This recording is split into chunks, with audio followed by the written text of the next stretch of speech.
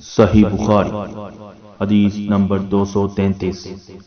کچھ لوگ عقل یا عرینہ قبیلوں کے مدینہ میں آئے اور بیمار ہو گئے۔ رسول اللہ صلی اللہ علیہ وسلم نے انہیں لقا میں جانے کا حکم دیا اور فرمایا کہ وہاں اونٹوں کا دودھ اور پیشاب پئیں۔ چنانچہ وہ لقا چلے گئے اور جب اچھے ہو گئے تو رسول اللہ صلی اللہ علیہ وسلم کے چرواہے کو قتل کر کے وہ جانوروں کو ہانک کر لے گئے۔ الصبح رسول اللہ صلی اللہ علیہ وسلم کے پاس اس واقعہ کی خبر آئی تو آپ صلی اللہ علیہ وسلم نے ان کے پیچھے آدمی دوڑائے۔